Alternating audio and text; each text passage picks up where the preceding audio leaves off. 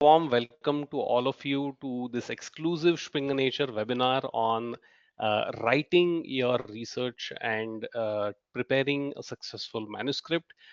First of all, I'm really sorry due to some technical issues. We had to start the session 2-3 minutes with a bit of delay. Please apologize us for that. Uh, we will today be directly jumping into the presentation. As I mentioned earlier, we were facing some technical difficulties, so I am not able to share my screen directly. However, the presenter, that is Natalie, will be sharing her screen. You should be able to see her screen. Before we start the session, a few things that I would like you all to note. The current session, today's session, is going to be recorded in its entirety. A recording of this session will be shared with you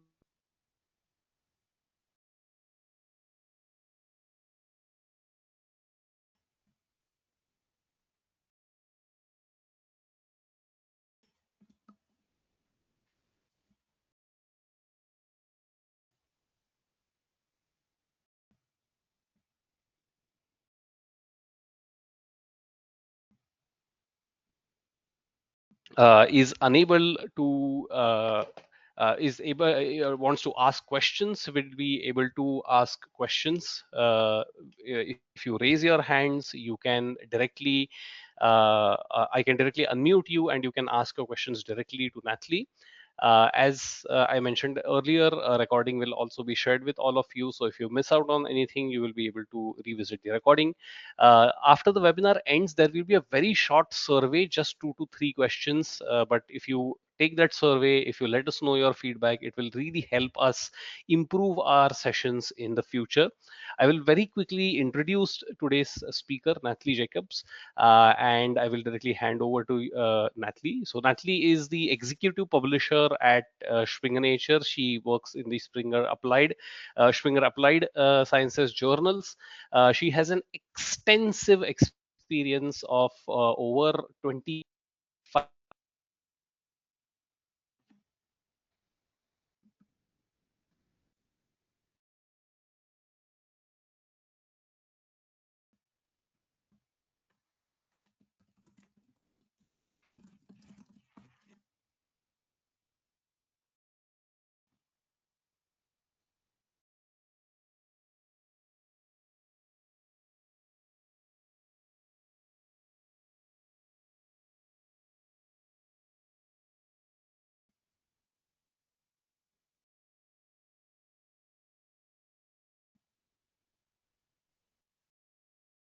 after 2019, along with the online webinars as well. Further ado, I would like to invite Natalie to presentation. I would stop my camera, but once again, unfortunately, because of a technical difficulty, Natalie is unable to.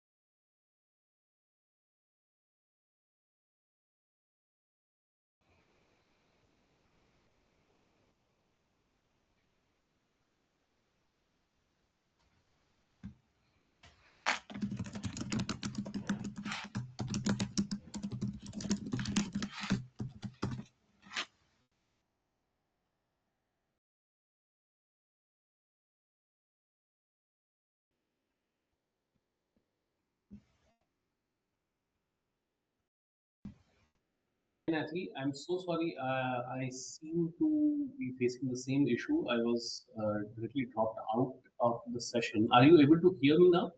I can hear you now, yes. Okay, I'm so sorry, everyone. We seem to be facing some issues today. Very bad network connection and very bad technical day today. Anyways, I would not take a lot of your time. I'm not sure how much of my presentation earlier you were able to hear.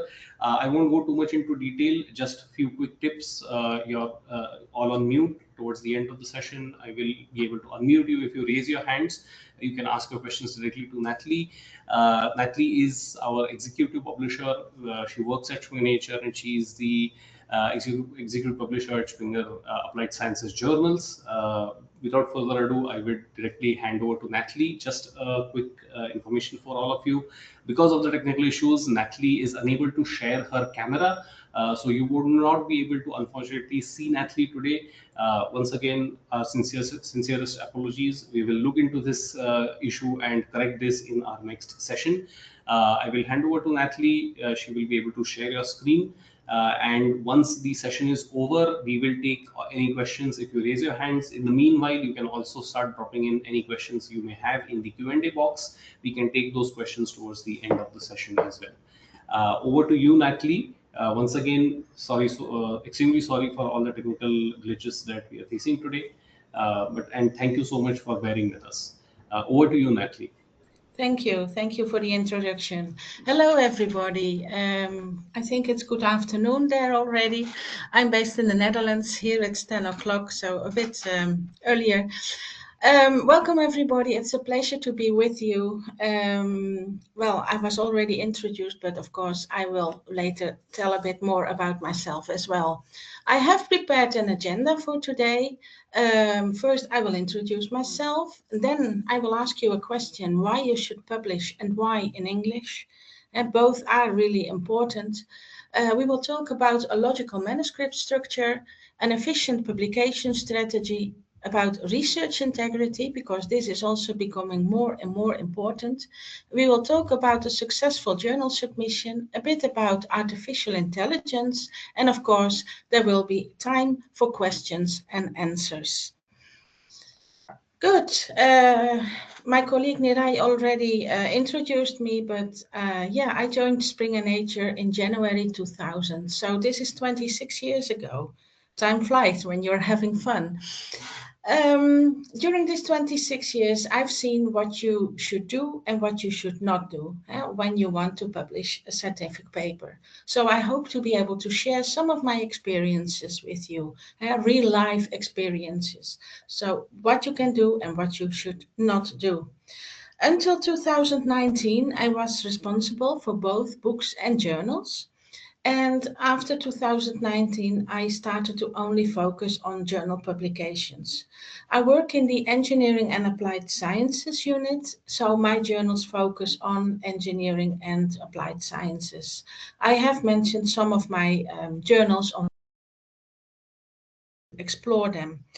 As mentioned before, I've been working on books as well. So in case you have any questions about a book publication, you can, of course, also ask about book publications. That's no problem at all. I will be happy to help you with these questions as well. So now, one of the most important questions for this webinar, why you should publish. And everybody has its own reasons to publish. And you have to think about publish or perish. Maybe you've heard it before, because your research is not complete until it has been published. It's really important that you publish what you are doing, because otherwise what you are doing is not worth anything. And the pressure to publish worldwide is increasing. The pressure to publish is enormous. When you publish, you present new and original results or methods, and I would like to emphasize new and original here, because people want to read new findings and original things, and they don't want to read what has been published before. So make sure that when you publish, you present new and original results or methods. And when you publish, you also exchange ideas, you communicate with peers, and you advance, and here again, you don't repeat, but you advance scientific knowledge and enhance scientific progress. Of course, you demonstrate credibility of results. It helps you with grant writing and to obtain research funding. And of course, it helps you to get recognition and with your career advancement. And there are countries, I don't know how it's in your country, but there are countries where you need a certain amount of publications before you can even obtain your PhD. Eh? Otherwise, you're not able to do your PhD. And maybe you already have your PhD and you want to become a full professor. Then again, you might need a certain amount of publications. And so it really helps you with your career advancement. And of course, there's also people that publish because of personal prestige and satisfaction. And I have authors that are 80 plus years old and they still publish, and it gives them personal prestige and satisfaction. So then, why should you publish in English? Because, well, it's currently the international language of science. I'm based in the Netherlands, and for me, it would have been much easier to publish this, to present this webinar in Dutch. We speak Dutch here. I'm not a native English speaker, but English is the international language of science. And if I want to spread the word, I have to give this presentation in English. And the same goes for scientific papers. English is the international language of science, so it's important to publish in English. It will foster international collaborations. It could well be that you published a paper in a scientific journal in English, and that someone reads that paper and says, "Hey, I'm doing something similar. Maybe we can do something together." And this person then contacts you. And it fosters international collaboration, and maybe even you publish your next paper together. Some scientists will want to hear from other scientists around the world, and they want to know what you are doing. They want to know what's happening around the world, what other scientists are doing in the same field. So it's important to publish your research, and of course in English, because otherwise they will not be able to read it. It also allows you to become an effective science communicator. It could well be that someone reads your paper in a scientific journal and says, "Hey, I'm organizing this conference. Maybe I could invite this person as a keynote speaker or to lead a workshop at my conference." It really allows you to become an effective science communicator. And yeah, as I mentioned before, normally the number of your publications is linked to career advancement and funding success. It helps you to progress in your career, either to obtain your PhD or to become a full professor, or maybe to become even dean of a department, and to obtain funding for either research or maybe to publish with open access. It also helps. So now we're going to talk about a logical manuscript structure. Because when you start to write your manuscript, you are telling a story. And a story normally has a beginning, a middle, and an end. And now I'm going to explain to you the expanded IMRAD model. And IMRAD here is an abbreviation. And in, let's say, 80% of the cases when you write a scientific paper, you can apply the IMRAD model. So if you remember IMRAD, the abbreviation, you will never go wrong. Because normally you start with a title, an abstract, and the keywords, and then you have the IMRAD model. The I stands for introduction, the M for methods, the R for results, and the D for discussion. This is then followed by references and acknowledgements. And when you start to write your paper, your readers have 4 questions.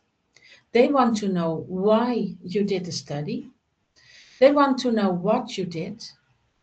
They want to know what you found. And they want to know how the study advances the field. The why you did the study, the reason why you did the study, you write this in the introduction. What you did in the method section, what you found in the results section, and how the study advances the field in the discussion part. The right order is also very important.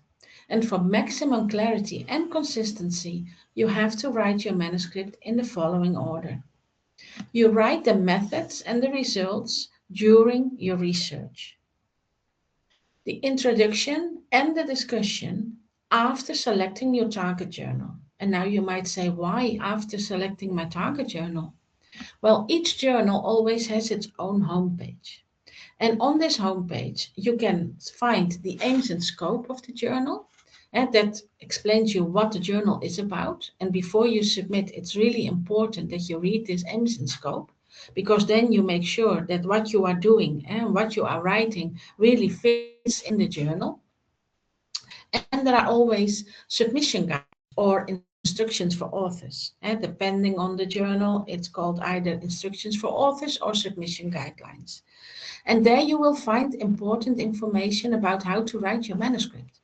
And it could well be that it says that the introduction shouldn't have more than 100 words. And then if you submit 200 words, your paper is rejected right away. And that, of course, would be a pity. So it is important to write first the methods and the results, because you do this during your research.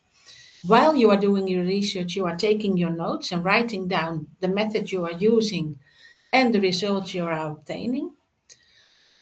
Then you look for a journal, and once you have found it, you read the instructions for authors or the submission guidelines, and you write the introduction and the discussion.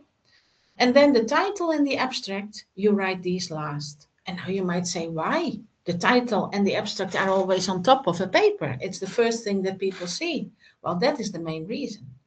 It could well be that you have a draft title, but that you then write your manuscript and you think, this title is not appropriate anymore. So then you think about the title and you change it into the final title. And the abstract, well, I'm a bit old-fashioned. I still print things, and maybe you don't print anymore. Maybe you are working with two screens. I'm a bit too old to work with two screens, I always say. But there's a lot of people nowadays working with two screens. Well, whether you print the manuscript that you have written or you have it on a screen, what you can do is print the manuscript, put it next to you, read it, and while you are reading, you can write the abstract. Or it could well be that you have the manuscript on one screen and you write your abstract on the other screen. But finish first the whole manuscript, the whole paper. And then while you are reading what you have written, and while you are reading your paper, you write your abstract. And this way you make sure that everything that is mentioned in the paper is also mentioned in your abstract. If you write your abstract first, it could well be that you mention things in the abstract that in the end are not mentioned in the paper, or that you are omitting important information that is mentioned in the paper, but you're not mentioning it in the abstract. So the title and the abstract, you always write these last. Write while you are reading what you have written. And then you make sure that everything is there and that you are not cheating. And because people first read the title, because this is what they find on Google. They don't go to direct journal pages anymore. They go to Google and they search. Then they find your paper, and the first thing they see is the title. And then what they read is the abstract. And with the abstract, you convince the reader to download or to read the whole paper. So it's important that everything there is accurate and correct. I hope this is clear, but if you have questions, of course, at the end, I will be happy to answer any questions about this. A bit more about the title, about the structure of your manuscript. The title, the authors, the abstract, and the keywords mean discoverability. You want this to be correct. As I already mentioned, the title is read first and most. Keep it short and to the point, and it must reflect the content of the paper. The shorter, the better. And don't use commas in the title, because then you really make it too long. Just one sentence. Then the authors. Make sure that the names are correctly spelled and that there is consistency in affiliation. What do I mean with that? Let me give you an example. For example, a university in France. It could well be that the university has a French name and an English name. And three authors of the papers are from the same university. Two of them are using the French name of the university, and one of them the English name. This is not consistent. And they should all use the same affiliation name. Whether it's French or English doesn't matter, but it should be consistent. In Catalonia, Catalonia is part of Spain, they have even another problem because their people speak Spanish, Catalan, and English. So universities have three names. So there it could even be that one author is using the Catalan name of the university, one author the Spanish name, and one the English name. And there, of course, they also should make sure that they only use one. Doesn't matter which one, but it should be consistent. And the author names. We get a lot of emails after papers are either accepted or already published. Oh, I found a mistake in my name. Well, please triple check because, of course, it is important that your name is correctly spelled in a scientific paper. Then the abstract. The abstract is normally between 100 and 300 words. It's a summary of objectives and results, and it includes the key message of the paper. I mention 100 until 300 here because it really depends on the journal and maybe even on the field. It could well be that in humanities, abstracts are different than in engineering or in hard sciences. So do read the instructions for authors or the submission guidelines. It could well be that the amount of words to be used in the abstract is mentioned there as well. And maybe not even only the abstract. It could also be that in the instructions for authors, it says that your paper should not have more than 10 pages. And then if you submit 20, your paper is rejected. And maybe you have written an excellent paper, but yeah, it doesn't comply with the guidelines of the journal and the paper is rejected. And of course, that would be a pity. And so make sure to read the guidelines or the instructions for authors. Keywords are very important. And these are synonyms relevant as search items, for example, in Google. And ideally, not words from the title, because title words are automatically keywords. And I would like to give you a tip here. It is really best to make keywords that consist of more than one word. Let's, for example, say robotics. Robotics is very broad, it's very wide. And of course, if you just write robotics in Google, what you will find is a lot, maybe even too much. And it will be difficult then to find what you are looking for. So if people, for example, then search with social robotics or field robotics, and then it makes it easier for people to find because then you are already reducing the field where you are searching. And so make it as easy as possible for people to find your paper. Same, for example, with mechanics. Mechanics is very broad, but you have solid mechanics, you have fluid mechanics, you have fracture mechanics. So 2 words, maybe even 3. Human-robot interaction, maybe to make it even easier for people to find your paper. And make it easy. So don't make it too broad because then people won't find your paper and you want people to find your paper. Then, of course, there is the introduction. And in the introduction, you explain why the work was conducted, what methodology was employed, and why you chose this particular methodology. And then, of course, how the methodology accomplished the hypothesis set out in your abstract. Then you have the methodology. This should be written clearly and concisely because then people can reproduce it. They can follow it and they can do it themselves. If you don't write it clearly and concisely, they might make mistakes. And so make sure it's written clearly and concisely so that people can reproduce it and can do the same as you did. Then we have the analysis and the results section. These should be presented clearly and carefully, of course, as well, because people want to know what you did. And even if the outcome wasn't what you were expecting, you can still include it because people can also learn from that.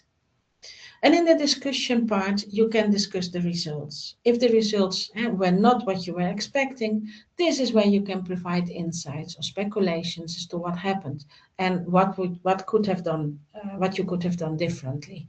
And people also want to know what went wrong. They don't want to always see only positive results.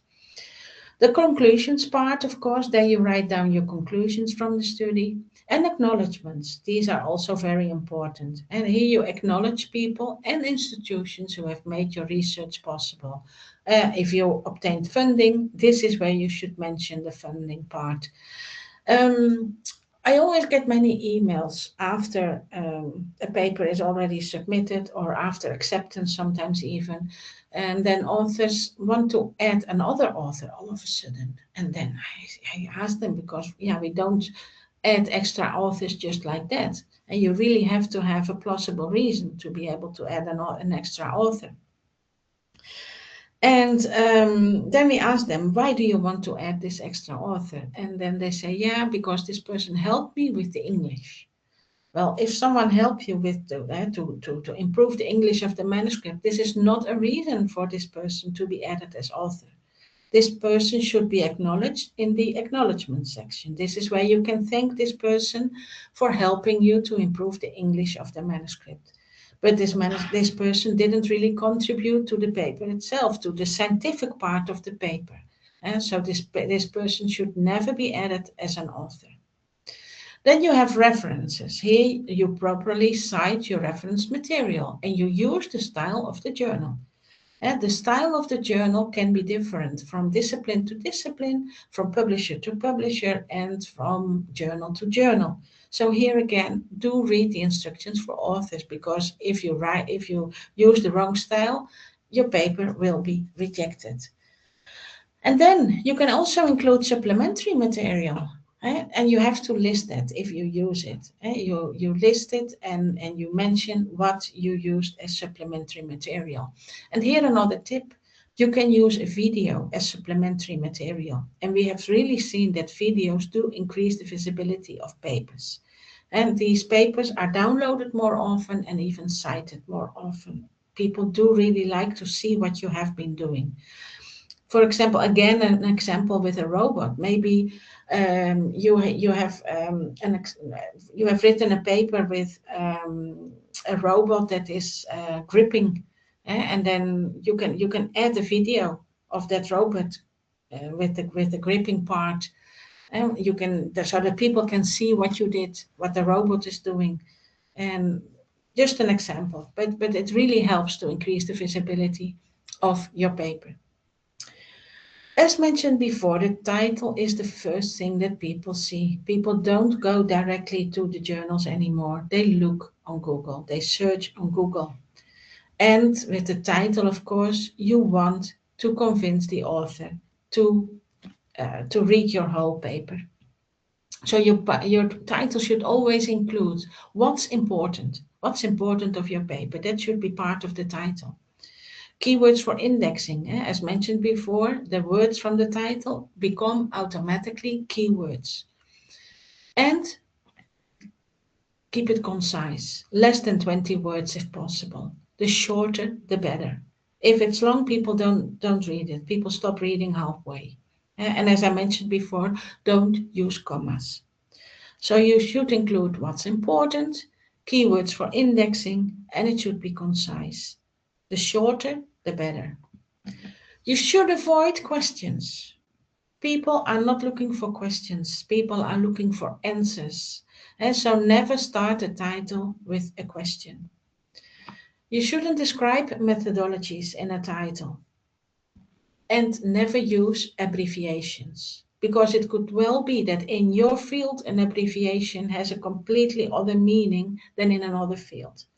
And then, of course, people feel misled. So no questions, no methodologies, and no abbreviations. Your title should be a concise summary of what's most important in your paper. Write also in an effective way to improve readability and use short sentences, not only for the title, but also in your manuscript itself. Limit your sentences to 10, 15 words per sentence, and one ID per sentence. Again, try to limit the use of commas because then your sentences really become too long. And so the shorter the sentences, the better. 10 to 15 words and one ID per sentence. And use the active voice. It's simple, direct, and much easier to read. It promotes simple, straightforward writing. As such, most scientific journals encourage the use of the active voice over the passive voice. And here you can see an example. In the active voice, you would say, vitamin A increases the risk of hair loss. And if you would use the passive voice, it says, the risk of hair loss is increased by vitamin A. It's already longer. Eh? Keep it short and to the point and use the active voice. Now we will talk about an efficient publication strategy. Of course, everybody has its own publication goals, but everybody wants to publish quickly and have impact in the field. I get many emails every day of people asking me, how long will it take before the review process of that and that journal is finished? And how long will it then take before my paper is published once it is accepted? You can find all this information on the webpage of the journals, but yeah, people don't look at the webpage. People contact us. They think it's easier to write to us and to ask us all these questions. But it really means that people want to publish quickly because they have their goals. Maybe they have to publish a certain amount of papers per year. And then, of course, the review time of a paper is important. But they always also want to make impact in the field. And of course, for that, you have to choose the most appropriate journal because you would like to communicate your studies' relevance. So, I have a question for you now. When you choose the most appropriate journal for your research, do you think this is the journal with the highest impact factor? Because that's another email that I get often. What's the impact factor of that journal? Again, it's mentioned on the website, but it's easier to contact us. And now in end of May, beginning of June, oh, the emails that I get, did the impact factors get out? Did it go up? Did it go down? Everybody is asking about the impact factors because they want to make impact. But when you choose the most appropriate journal for your research, do you think this is the journal with the highest impact factor? Yes or no? I'm sure many of you will think yes, but not necessarily. It is the journal that will best reach your target audience to maximize your impact in the field and not the impact of the journal. I've included some information of the impact factor on this next slide, and I've also included how to calculate it. Because there are a few points that you should consider when you look at impact factors and journals. Impact factors are highly discipline specific. They are larger in more populated disciplines. They are short term. It really depends on how hot a topic is. And they are prone to manipulation. I'm going to give you an example, and I would like to ask you to have a look at how the impact factor is calculated. You take the number of citations, in this case of 2023, to articles published in 2021 and 2022. And you divide this by the number of papers published in 2021 and 2022, so the same 2 years. What you then get is the impact factor of 2023. Now I'm going to give you an example. Let's assume that we have a journal. And this journal publishes 4 issues per year. And each issue has 10 papers. So the journal publishes 40 papers per year. We have seen that people want to publish quickly. So this journal is very famous. The editor-in-chief is a Nobel Prize winner, very famous. The editorial board members are also very prestigious, and everybody wants to publish in this journal. But the journal really has a high rejection rate, but it really aims for the best of the best. But now the journal is really receiving very, very good papers, and there's no reason to reject these papers. They are fantastic. But we have this budget for the journal, 4 issues of 10 papers per issue, 40 papers per year. So now we have to think, what are we going to do? Are we keeping the same budget for next year? But then, of course, we are accepting more papers. So people will have to wait until they get published. And we want that we know that people want to publish quickly. Or what we can do is that we increase the amount of issues and the amount of articles per year. So instead of publishing 4 issues per year of 10 articles, we are going to publish 6 issues per year of 10 articles. So instead of publishing 40 articles per year, we will be publishing 60 articles per year. Now have a look at how we calculate the impact factor. You take the number of citations in a year to articles published in the 2 previous years, and you divide this by the number of papers published in these years. And then you get the impact factor. We published 20 papers more. What do you think will happen? Yeah. In most of the cases, the impact factor will go down because you have published more papers. And in this case, it's not because the quality of the journal went down. It is because the quality of the journal is fantastic and the papers are fantastic. It got more papers and we published more papers. And so if you see that an impact factor has gone down, it could well be that the journal published more papers, and it doesn't have to do anything with the quality of the journal. And so if you see that an impact factor has gone down, have a look at the journal. Did it publish more papers? Then there is nothing to worry about and you can still publish in that journal. Normally what we see, if there is an increment in the amount of papers that the journal is publishing, normally the first year the papers of you published more papers, normally the first year the impact factor goes down, and then the second year it goes up again. And so in this case, there's nothing to worry about. I hope this example is clear. So then, when you choose the most appropriate journal, you ask yourself, where are my findings relevant? Is it worldwide? Then you can choose an international journal to reach a worldwide audience. Or is it locally? Then you choose a regional journal to reach a local audience.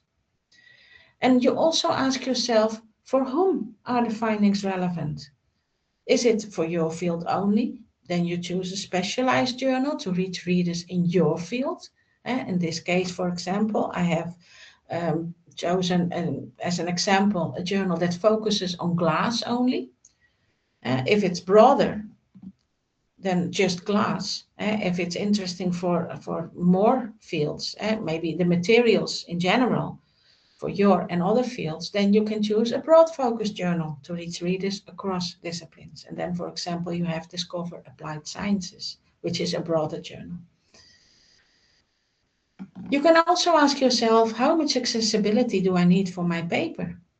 And you can then choose for a subscription, or what we now call a hybrid journal. And a hybrid journal means that people have the option to publish with open access or in the traditional way, not with open access. So people have the choice. That's why we call it hybrid. But then academics with access to the journal can read the article if it's not published with OA. So it's a bit limited. And you have, of course, fully open access journals. And the fully open access journals are freely available to everyone worldwide. Everybody can read the papers there. Even a 7-year-old child can read the papers. Question is if the child will understand them, but yeah, the child will be able to read them. But I would like to warn you, because not all open access and not all full open access journals are good. So I would like to show you how you can identify a trustworthy journal. Always look for a reputable publisher, Springer Nature, Elsevier, and look at the editorial board of the journal. Is it international and are the names familiar to you? And if you are new to publishing, ask your supervisor, ask your colleagues, are the names of the editorial board members familiar? If not, don't publish in the journal. And you want to be publishing in a journal where people in your field know the editorial board members. Is the journal indexed? And is it indexed by the common databases like Scopus, Clarivate? I would like to mention, though, that if a journal is new, it takes some time before it's indexed. As you could see, for example, for the impact factor, you need at least 2 years. So then, of course, you don't have to look at the indexing services if a journal is really new, but you can still look where it's published, you can look at the editorial board, and you can look at the authors. And with the authors, you can do the same as with the editorial board. Who is publishing in the journal? Do you know the authors who are publishing there? Do you recognize their names? If you're new to publishing, again, ask your supervisor, ask your librarian, ask your colleagues. Do they recognize the authors? If not, don't publish in the journal. And the fees. This is really, really important. Fees are only paid after acceptance. If they ask you to pay the fee before your manuscript is accepted, don't publish in the journal because you will lose your fee, you will lose your money, and you will lose your paper. And that, of course, would be a pity. There is a website. It's called Think, Check, Submit. I've included the link to the website here. There you can check. There you can see similar questions as the ones that I just showed you. And then you can check if a paper if a journal is trustworthy or not. You will see more questions there. And only if you can answer all questions with yes, you can submit to the journal that you are looking at. If there is one question where you are answering no, don't submit to the journal. Think, check, submit. And I've included the link here. In any case, we will also share the slides afterwards, so you can also look at the slides after this webinar. And then, of course, you can also look up the sites that I'm mentioning. If you need help in finding a journal, we have the Springer Journal Finder. And I've also included the link to this tool here, and you can play a bit with it. If you go to the journal finder, to the Springer Journal Finder, you can put your abstracts in there and you can put some keywords, and then the tool will get you to the most suitable journals that you can then consider. It could well be that the tool only sends you one journal. Sometimes it sends you 3 options. And then, of course, you can have a look at the journals and make your choice. It's called the Springer Journal Finder. And the link is included on this page. Then, I don't know if you all have an ORCID, the Open Researcher and Contributor ID. But the ORCID, I would really recommend you, if you don't have it yet, to apply for it, to get it, because it makes your life much easier. And the ORCID, you only have to register, you add your info, and then you have your own personal ORCID.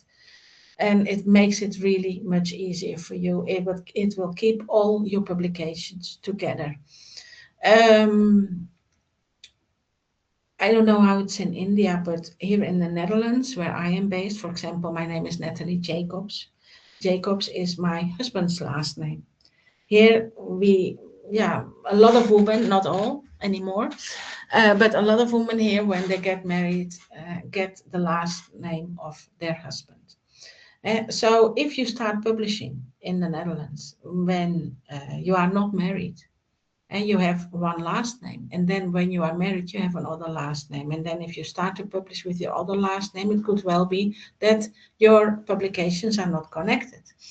Well, the ORCID makes sure that all your publications are connected, that they are all together. And so for women in the Netherlands, it's really easy. For people in Spanish-speaking countries, it's also handy. For example, in Spain, people have 2 last names.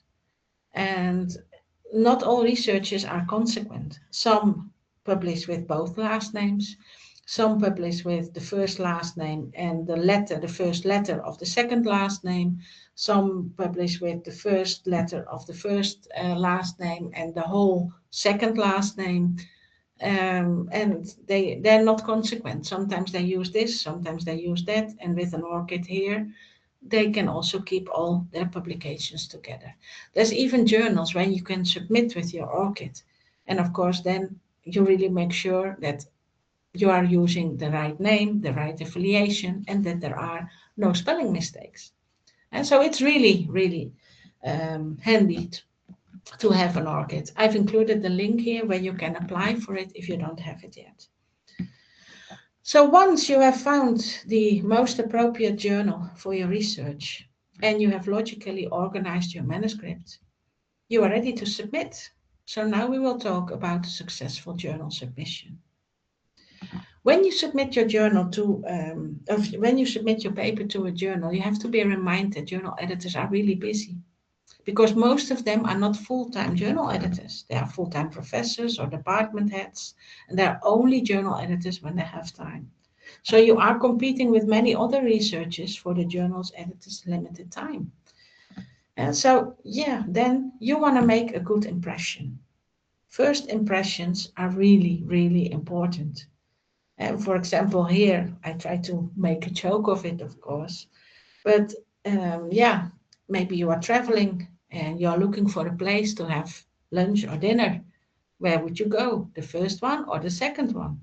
And the first impressions are really important, and the first impression convinces people. So it's always good to include a cover letter. And a cover letter normally has more or less one page. And what should you then include? Well, you introduce your manuscript. You include the manuscript title and the article type.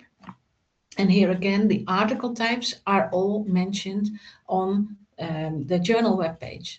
On the journal webpage, you can find which articles are covered by the journal. It could well be that you are writing a review article, but that the journal is not covering the review articles. So then you should not submit to the journal. Uh, so really do read the instructions for authors or the submission guidelines to make sure that the article that you are writing is suitable for the journal. You include why the study is important, you give a brief background, and you include the research problem and the aims. You include what you found, the study design, and one or two key findings. And you explain why you think your paper is suitable for the journal. You include the conclusion and the interest to the readership. And you can include additional information. You can include or exclude reviewers. I would like to mention that if you include them, we might be able to add them to the database, but of course we will not use them to review your paper. And you can also exclude reviewers. And it could well be that 2 years ago, or maybe even half a year ago, you had a problem with someone and you don't want this person to review your paper. You can indicate this in the cover letter, and then the editor of the journal or the handling editor and they will take this into account. And then last but not least, it is important that you indicate that you adhere to the publication ethics. I'm going to talk a bit about publication ethics now because in the 26 years that I've been working at the company, my job has changed. And I would like to show you what you should do and what you should not do when you submit a paper, because sometimes I feel that I'm becoming a police officer and I don't want to be a police officer. I just want to be a publisher, helping people to get published. And I want to publish my journals and not really check each and every paper and to see if people really followed every guideline. So, yeah, when you publish, when you send your paper to a journal, make sure it's original and unpublished. As I mentioned before, people want to read new findings. They don't want to read what has been published before. If you want to include something of a paper that was published before, you have to ask for permission. If you published, if what you are using was published with open access, you don't have to ask for permission. Then you can refer to the paper that you are using the information of, and that is fine. But if what you are using was not published with open access, then the author gave the copyright to the publishing company, and then you have to ask for permission. I will show you on another slide how to request this permission. It takes you not even 2 minutes. It's really easy. And normally you get an answer within 48 hours. And normally the permission is even free. And they even tell you how to reference what you are using. And so they're even helping you. Sometimes people say, yeah, I asked the author for permission. But you shouldn't ask the author for permission because the author gave the copyright to the publishing company. And so you always have to ask the publishing company for permission and not the author. But in any case, it's better to publish something original and unpublished, even if you want visibility for your journal and if you want your paper to be cited, because people will not cite a paper that includes a lot of material that was published before. They will cite new findings. And so make sure it's original and unpublished. Papers should not be submitted to more than one journal at the same time. And yes, we know that everybody is in a hurry and everybody wants to publish as quickly as possible, but it's not ethical to submit a paper to more than one journal at the same time. And we are checking this. And of course, we can only check this for our own journals. We don't have access to the submission systems of other publishing companies. But we are checking this since a couple of years, and I get a report every week. And in this report, I can see if a paper was only submitted to our journal or if it was submitted to more than one journal at Springer Nature. And sometimes, yes, a paper was only submitted to one journal, but sometimes I also see reports where papers are published are submitted to 3, 7, 12, and a couple of weeks ago it was even submitted to 17 journals at the same time.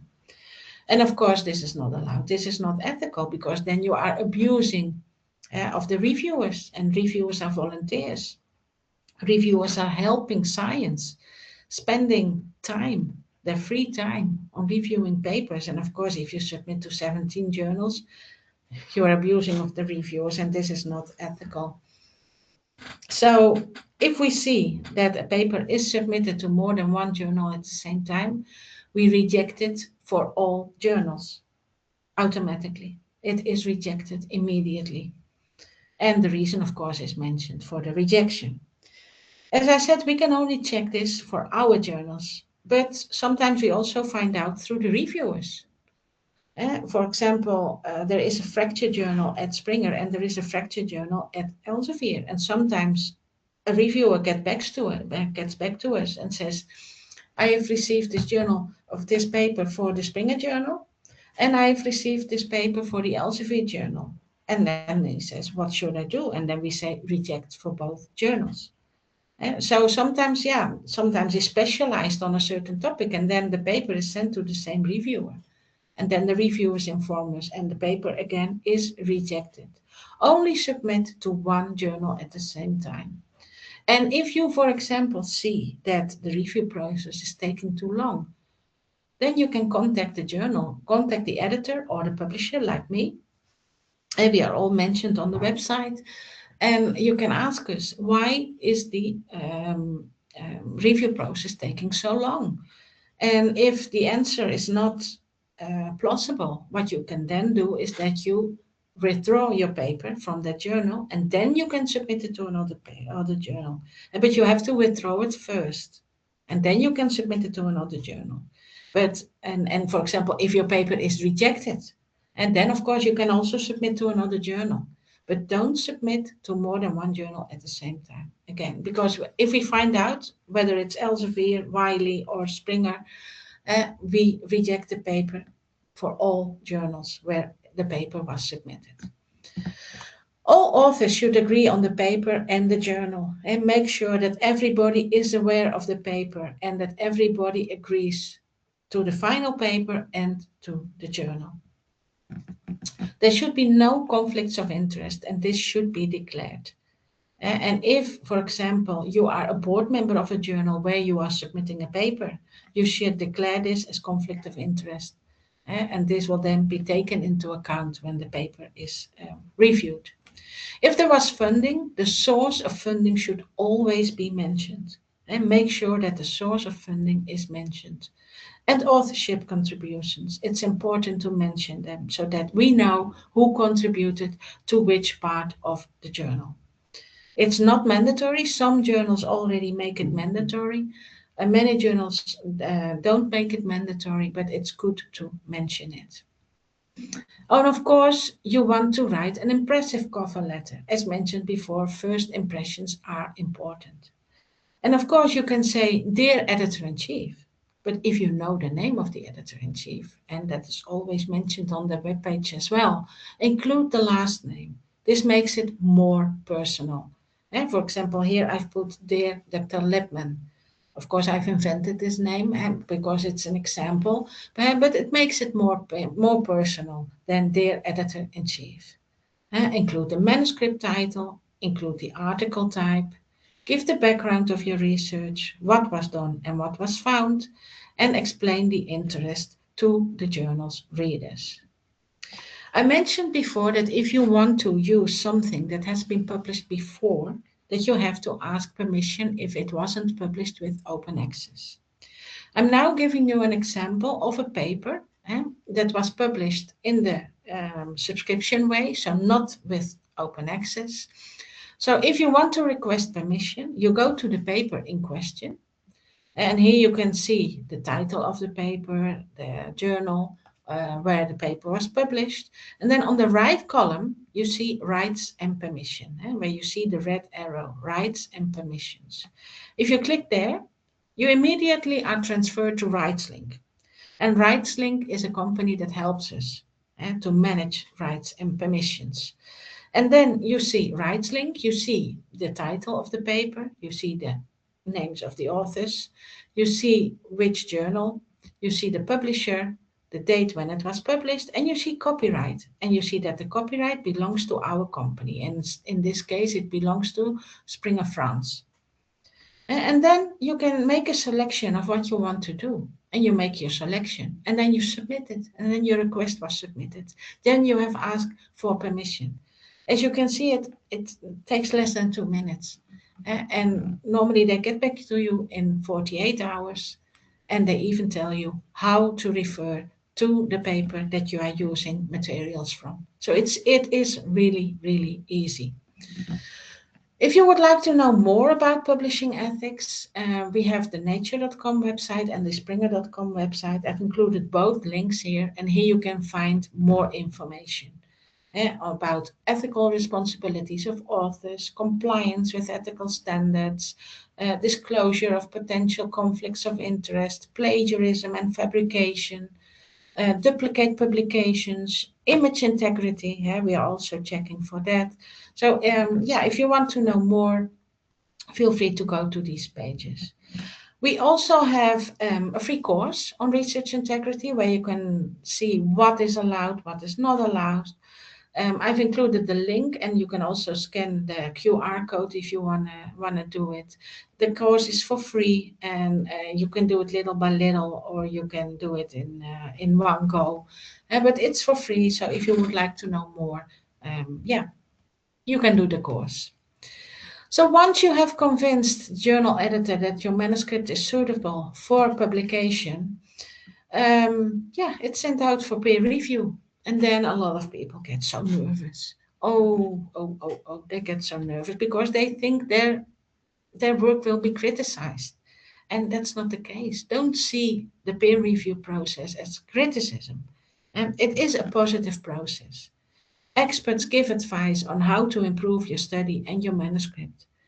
And the peer review process ensures only relevant studies are published. It helps to advance the field. Let me explain briefly the journey of your manuscript. As an author, you submit your manuscript. The editor checks if it meets the basic requirements. If not, the paper is rejected right away. And so this is why I really emphasize in reading the aims and scope and the submission guidelines or the instructions for authors. Make sure that what you are submitting to the journal is really suitable for the journal, and make sure that you are following the journal guidelines. Because otherwise your paper is rejected right away, and that would be a pity. If it meets the basic requirements, then the editor assigns reviewers, the reviewers evaluate and recommend, the editor assesses the comments and makes a decision. It could well be that the paper is rejected, but in most of the cases, you will be asked to revise your manuscript. It could be a minor revision, a major revision, but this is what happens in most of the cases. And don't see this as criticism. They're only helping you to improve your paper so that your paper can get published. Don't feel unsure, it's only to help you. So, yeah, then you will be asked to revise your manuscript probably. Then you revise it, you submit it again. It's again sent to the reviewers, and then in most of the cases, the paper is accepted. Of course, it's good to write a response letter, and there you can clearly discuss all of your revisions. And the most common mistake is that you only state that revisions have been done, but not what the revisions were. But of course, you want to make it as easy as possible and for the editor to see your revisions because you know the editor in chief only has limited time. Yeah, they are very busy.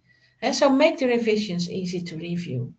Briefly state what was revised, always refer to page and line numbers, and highlight the revised text, maybe in yellow or in green, so that the editor can really see in an easy way what was done.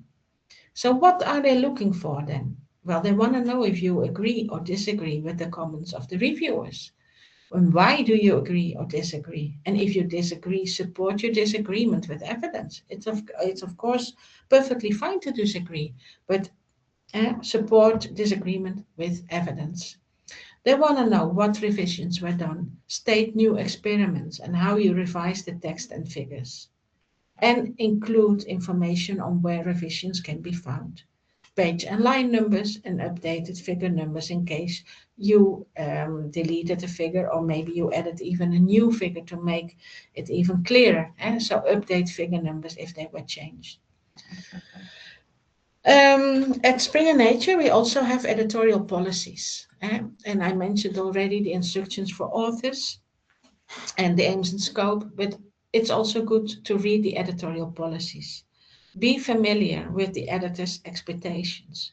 And in the editorial policies, you can find again a lot of information. Um, for example, about AI, because we allow you to use AI responsibly, but we don't attribute authorship to AI, and we are checking this. And we don't want you to write a paper with AI. What you can do, for example, is that you check your final manuscript, that you check the grammar. You can ask AI to check the grammar. But if you did that, you have to indicate it when you submit your paper. I asked AI to improve the grammar or to check the grammar of the manuscript. But you should not ask AI to write a whole paper for you because we don't attribute authorship to AI and we are checking this. And we don't allow the inclusion of generative AI images in your publications. And we are checking this as well. And of course, peer reviewers shouldn't be using AI to review manuscripts. We really want people to review the manuscripts and not AI. So again, I've also included a link to the editorial policies so that you can find more information there. We also have an author academy. I already showed you the course on research integrity. We have more courses, for example, on how to write a paper or on how the peer review process works. You can find some links with videos, with tutorials, and again, they are free. And with some tutorials, if you do them, if you do these courses, you even obtain a certificate. So yeah, here are the links. And again, the slides will be shared with you. So in case you have, yeah, you have interest in doing one of these courses, you can go to the course directly. Good, I have finished my slides. I would like to thank you for listening. I hope you enjoyed it. And of course, we have some time for questions. And yeah, I will be happy to answer any questions that you might have. If you don't want to stay, yeah, and if you have maybe a question, you can also send me an email. I've included my email address here. Also, if you have a question in 6 weeks, in half a year or maybe next year, you can always contact me. I will be happy to help you with your questions. And we are here to help you to get your research published. So feel free to contact me anytime. And as I mentioned, I'm working in engineering and applied sciences. But if you want me to put you in touch with a publisher in another discipline, I will be happy to do so. Send me an email and I will put you in touch with this person. I've included some of our social media channels as well in case you would like to follow us. Yeah, feel free to follow us and of course to spread the word and to even share. If you have published with us, you can share your research on these social media platforms, and then of course we will reshare to increase the visibility of your research. Good. I don't know if there are any questions. Nerai, are there any questions? Yes, Natalie. So there's one question, and I'm pretty sure that more questions will start coming in. Also, I would like to mention that if you just raise your hands using the reaction button or using the raise hands button, I will also be able to unmute you and you can directly ask your questions to Natalie. If you want, you can start putting your questions in the Q&A section as well. First of all, we are receiving a lot of praise and appreciation, Natalie, for the presentation. So thank you so much about that. The question is, should we use active voice also when we discuss our findings, such as we discovered XYZ, or should we say it was discovered that No, XYZ? no. Active voice. The shorter the possible. As Thank short you as so much. possible. The active voice, really. Uh, there's another question. What is clearly a new research finding that suits publishing? Well, something that hasn't been published before. And maybe you are doing a PhD and you are doing research on something. Maybe it's something completely new. Then do publish it because people want to know about it.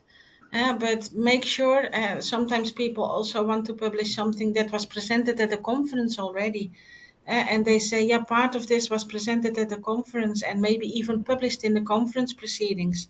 And you asked for permission to publish part of that material, and then maybe 40% of a paper was already published in the proceedings. That's not of interest to readers because your audience has already read that conference paper. So then they will not read your paper, even if there are new findings. So you really want to get visibility for your paper. So make sure that what you are publishing is new, is a new discovery, is something that hasn't been published before. Then you will get visibility, you will get citations, and people will be downloading your paper. Thank you so much, Natalie. I hope that clarifies the question. We have two raised hands. Karen Andrews, Caryn. Karen Andrews, you may please unmute yourself and ask your question. I've enabled your mic. Yes, thank you. Thank you. This is Karen Andrews from Hebrew University in Israel. What a fantastic presentation. Thank you. I'm wondering what to do about a manuscript that, first of all, has been submitted to multiple journals and has been rejected without review. Do you have a suggestion on how to approach that? Mostly when papers are rejected without review, it's because it's not fitting the scope of the journal. Then it might well be that the paper was out of scope. So I would really recommend you to really read the aims and scope of the journal. And if you think it fits the scope, then please do read to either the publisher or the editor-in-chief and ask them why it was rejected without review. Because then maybe the journal should adapt the aims and scope. I've been doing that lately for some of my journals where I thought the aims and scope wasn't clear enough. So we adapted the aims and scope to make sure what the journal was really focusing on.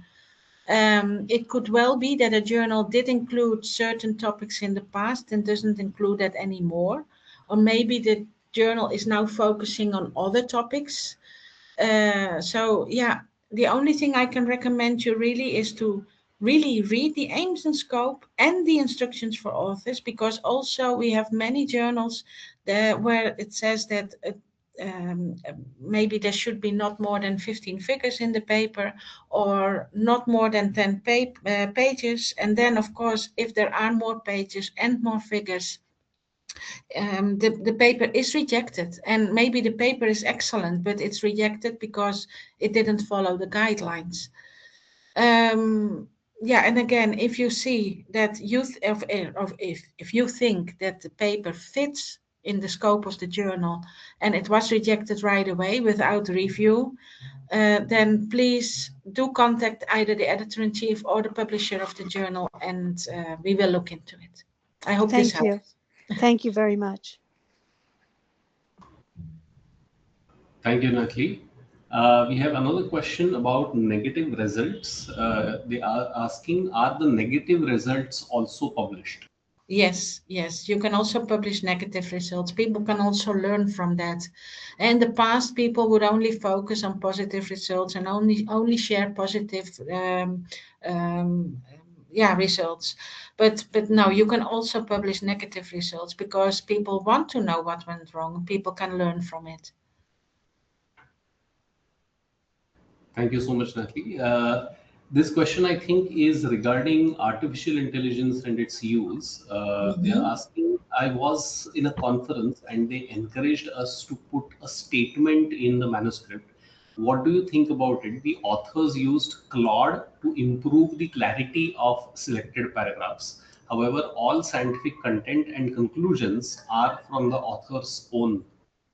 Well, to improve, for example, the clarity or the English, this is allowed, but it should be mentioned. When the paper is submitted, this should be mentioned.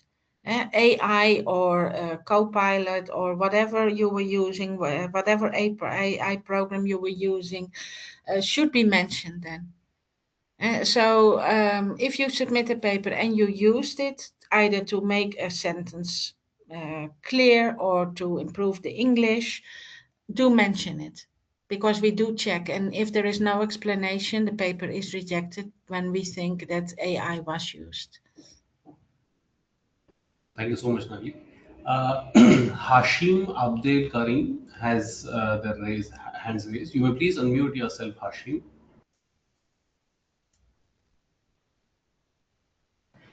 Hashim Abdel Karim, do we have you here?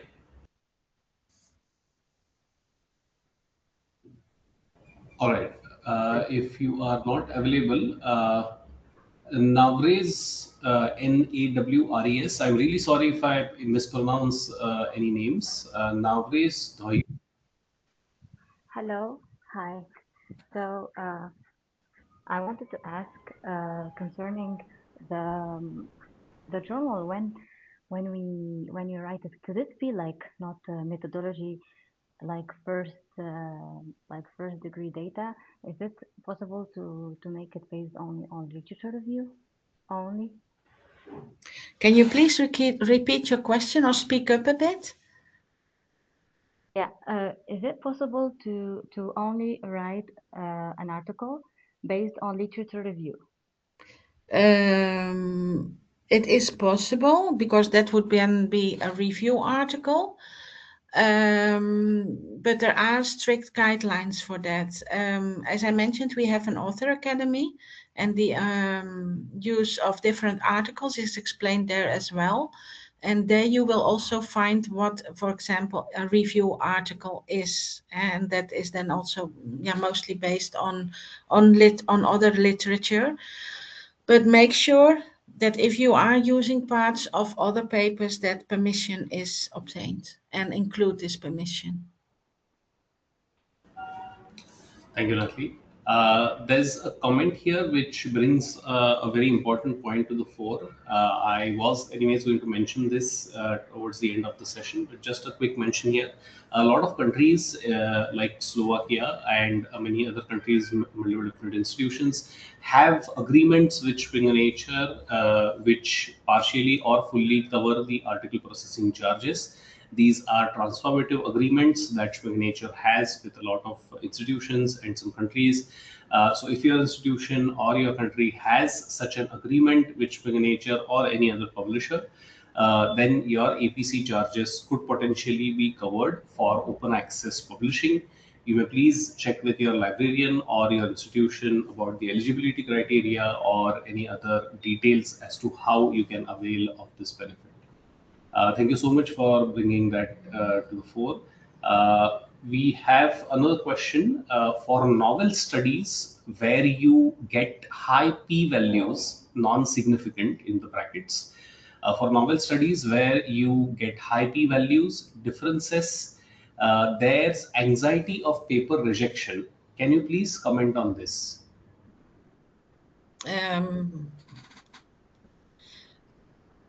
Yeah, again, I would just like to mention that you really read the aims and scope of the journal and the guidelines, the submission guidelines or the instructions for authors, to make sure that what you are submitting to the journal is following the guidelines of the journal, that it is an article that is covered by the journal.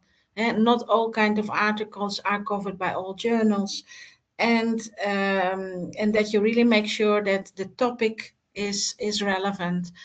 For example, I have a journal that focuses on materials, but it focuses mainly, and the journal is the title is very broad, and it doesn't really, the title doesn't really say that it only focuses on one type of material.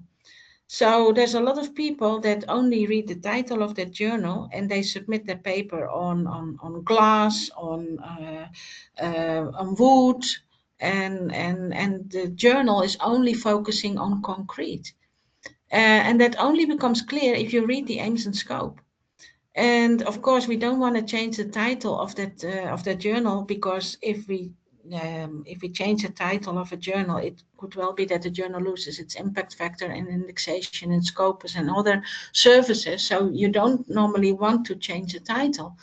But to make sure the title doesn't always say everything about a journal. And make sure to read the aims and scope to really make sure that what you are writing is covered by the journal. That's the only thing I can say to avoid rejection. And of course, follow the guidelines of the journal. If they say you have to use a certain style, use that style. If they say not more than 10 pages, don't submit 15 pages. Really follow the guidelines. That's what I would really recommend you. And to read the aims and scope, this is really important.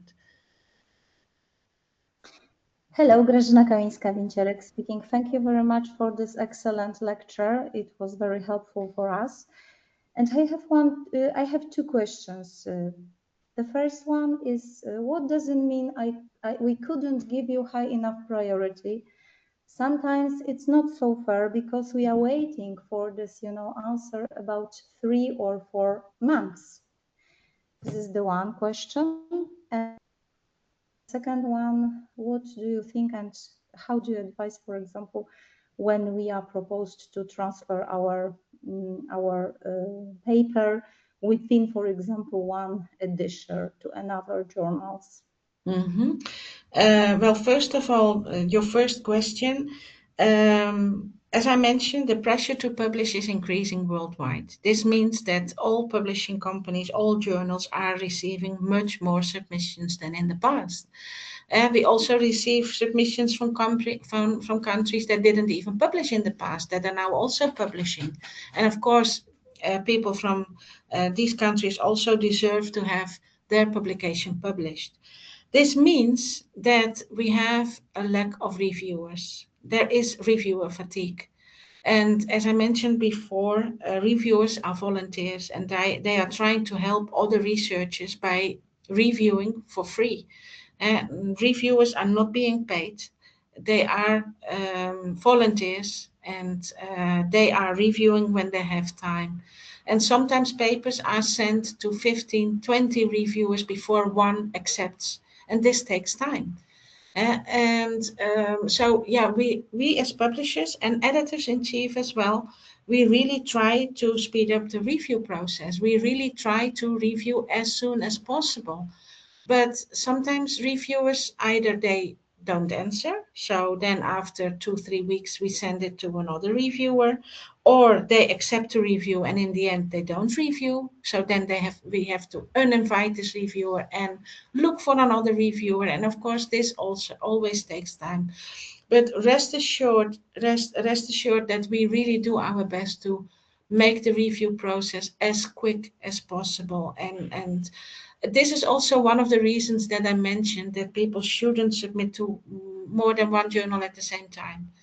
And because again, reviewers are volunteers, they are doing their best, but of course they only have limited time. And if people submit papers to more than one journal at the same time, this is reviewer abuse, and this will only mean that the review process for certain papers and for certain journals will take longer. And this, of course, is a pity. And then you mentioned transfers. Yeah, we are trying to help researchers that if their paper is rejected, but the paper is good, if we see that the paper is rejected, but the quality of the paper is good, we try to find another journal for that paper where the paper could be published. We are trying to, again, save your time. We are trying to help you, and instead of you searching for another journal, we are trying to give you suggestions to make your life easier. And yeah, we are doing our best. We have people with PhD at our transfer desk that look at papers and then recommend the most suitable journal. In 90% of the cases, they would recommend the most suitable journal, and sometimes, yeah, they don't recommend a journal that you think maybe is suitable for the paper, but they really do again their best, and they are trying to help you to get your paper published, because we see the quality is good. So then we try to help you in finding another journal so that you don't lose time looking for another journal. Okay, thank you so much. And we have one more question, Mm-hmm. if we can. Yes, is it able to translate the paper from one language to English using the AI? Or is it No, I wouldn't. I wouldn't do that. You can of course publish a translation of a paper. Maybe you published first in Spanish or in French in a local journal, and then maybe you want to publish in an international journal, but you shouldn't use AI. You can translate the paper yourself, and then ask AI to improve or to check Yeah, for yeah. errors. But We mean, you shouldn't be using AI for the translation itself. okay, that's for example, if you use, for example, DeepLearn Write, it's Mhm. AI supported Mhm. translation, it will be fine, yes? Yes, But if it it's supports not you, possible. yes, but it Yes. shouldn't be used for the whole translation. Okay, okay, thank you so much. Thank you. Thank you, thank you so much, Natalie. Um, there is a question about asking rights and permissions. When Mhm. should we ask for rights and permissions? Isn't it enough to include a citation, for instance, for a picture? Could you provide examples about rights and permissions? Thank you. No, it's always best to ask for permission. As you could see, it only takes 2 minutes, if it even takes 2 minutes, and then you make sure that you obtained permission. Sometimes people are just adding a reference, but it's really better to ask for permissions, and it only takes 2 minutes. Thank you. How to decide the order of authors in an article? What do you mean? I think they are asking about the first author, corresponding author, or the hierarchy of authors at the time of submission, I would assume. I'm not sure if I understand what is meant. But if you want to cite someone, this is also explained in the submission guidelines or the instructions for authors. And it said citations or references, and it says how to do that, and there are different styles to do that, and the style depends on the discipline or the journal or the publisher. So it is good to read the instructions for authors and to check which style the journal is using. Thank you so much. We have a raised hand from, I'm sorry, I'm not able to pronounce this name correctly. Oyewale,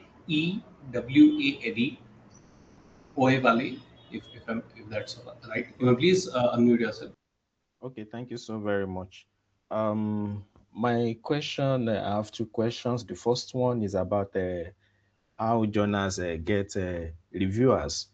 For instance, for Springer, is it only the corresponding authors that you contact to review submissions, or you also contact other co-authors in your database? Because we have so many co-authors who are first authors in several papers that they've published with Springer, but they are not corresponding author. Most of them don't get requests for reviews. That's the first question. Then the second question is about results. If, for instance, if one has 3 results and they've published 2 of the results in a particular journal, remaining just 1 result with them, and now they want to develop another manuscript now, but they need a result from the previous publication, which is in open access. Can they use results from their previous article in open access to Yes. complement, okay, the last? Yeah, you mentioned it was published with open access, then it is possible. Okay. But you have to refer, of course, to the previous paper. Okay. Okay, what about the reviewers? And about the reviewers, we use all of them, not only the first authors. Okay, thank you. Thank you so much. There is another raised hand, Suruchi. If you are available, can you please unmute yourself? Suruchi, Suruchi.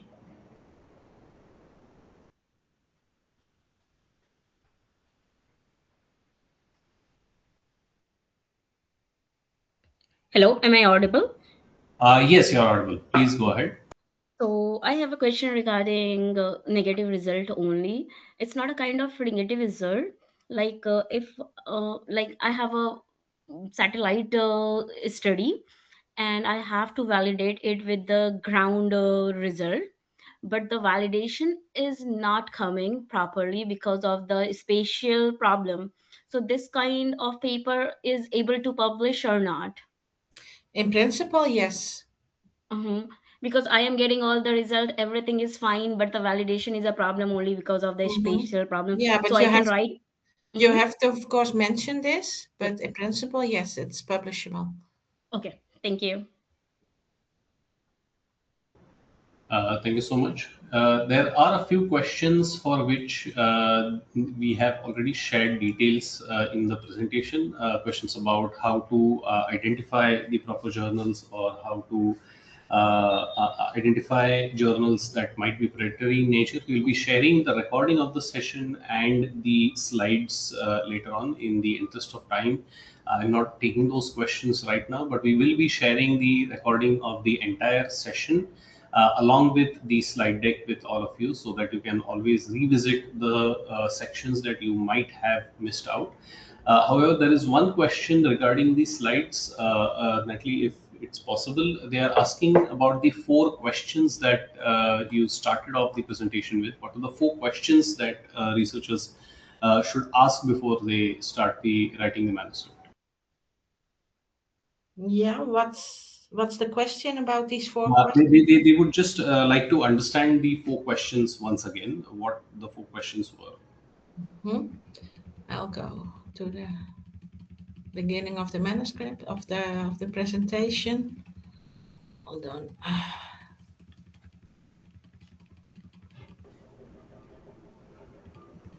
In the meanwhile, if you have any other questions, you may please put them in the Q&A box, or you can raise your hands and I can unmute you to ask your questions.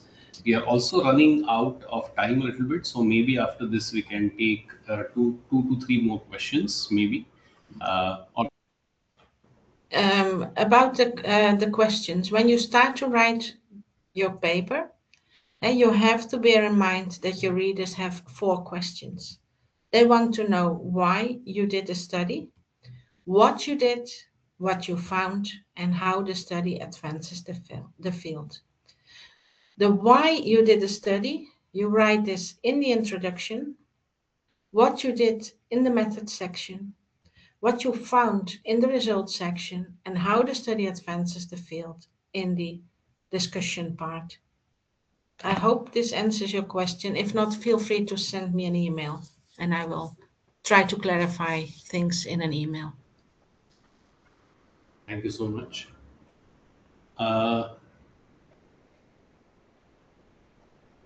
Just a second, I'm checking if there are any pending questions. Okay, there is a question, comment pertaining to reviewers particularly. Given the increasing difficulty of securing timely and high quality reviews, why has the academic publishing system not moved more seriously towards financially compensating reviewers for their work? It's impossible. It's really impossible. And also, how do you, I mean, sometimes reviewers only send one sentence, which is not helpful because this is not seen to us as a review. And then the reviewer would say, I have done the review, but it's only one sentence and that doesn't help. And there are reviewers that really spend a lot of time on manuscripts and they really submit a well-structured, informative review. And of course, these reviewers, deserve, of course, something.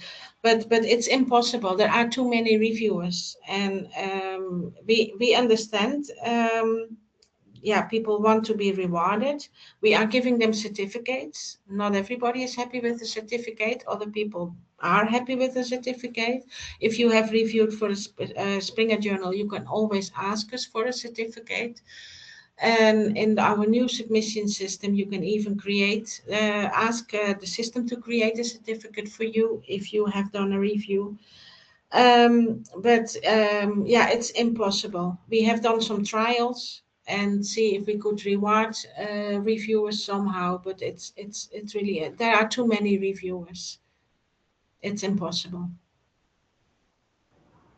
Thank you. Thank you so much for the clarification, Natalie. We have already passed the end of the time of this session slightly, so we would unfortunately not be able to take any more questions live. However, if you have any other questions, you can directly either write to Natalie, or we have also provided a free text section in our survey form. So once the session ends, you will see a survey popping up on your screen. It would really help us if you could share your valuable feedback about the session, what you would like to us to add more to these sessions, if you would like to share specific topics for us to conduct more sessions on. And also, of course, as I mentioned, there's a free text section. You can share your detailed feedback or also share your questions, unanswered questions in that section. If there are any unanswered questions in the Q&A box, I will make sure to collate all those questions and share them with Natalie, and I will be able to share those answers with you at a later stage. After the session ends, as I mentioned before, once again, you will be receiving the recording of this session along with a slide deck. I would conclude this session for today. However, thank you so much for all of you for bearing with the technological glitches that we had. Unfortunately, it was completely out of our hand. And thank you so much for joining the session in such large numbers. We look forward to seeing you in the next session. We will shortly be sharing the communication around that session. That session will be on a different topic. We'll be sharing the topic, the title of the session, and the other details for registration with all of you shortly. Lastly, but not least, Natalie, thank you so much for sharing your valuable time with all of us and giving such insightful presentation and the question and answers, the answers to the questions that followed. Thank you so much once again, all of you, for joining. I wish you all a great day ahead, relevant to your time zones. And I will see you once again in the next session. Thank you so much. Bye-bye. Thank you. Bye-bye. Thank you. Bye bye.